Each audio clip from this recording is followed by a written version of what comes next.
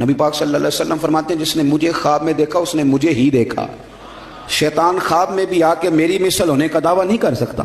حضرت مولا مرتضیٰ شیر خدا کرم اللہ تعالیٰ وجہ الکریم فرماتے ہیں جناب عمر فاروق کا زمانہ تھا، میں درود پاک پڑھتا سو گیا. میرے نصیب دیکھو کہ میں خواب دیکھتا ہوں کہ اللہ کے محبوب نہ فجر کی جماعت کرا رہے ہیں.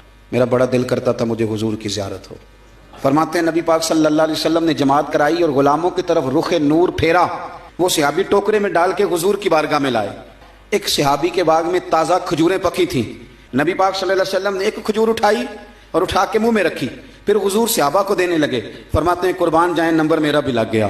کھجور کھائی، کچھ کھجور کا مزہ تھا، کچھ دست مصطفیٰ کا مزہ تھا. فرماتے ہیں بڑا ہی مزہ آیا، بڑا ہی سرور آیا. دل کرتا تھا کھجور ایک اور ملے، لیکن سب کو ایک ایک مل رہی تھی. ادب کا تقاضا یہی تھا کہ میں بھی دوسری کا سوال نہ کروں. ابھی کھجور کھا ہی رہا تھا کہ میری آنکھ کھل گئی.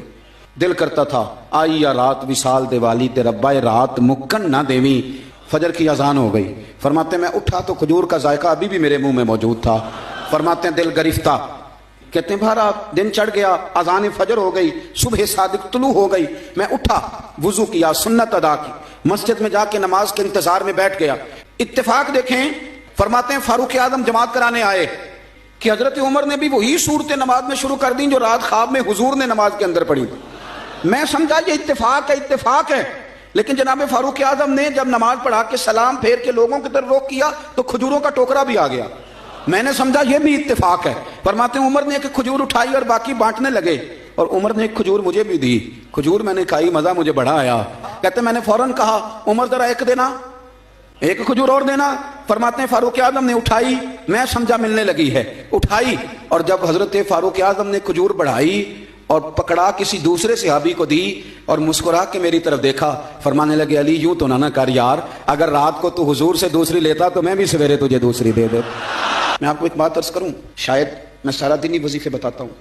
حضور کی محبت کا ایک تقاضا اور بھی ہے کہ ہمارا نا اپنے نبی سے ملنے کو بھی دل چاہے.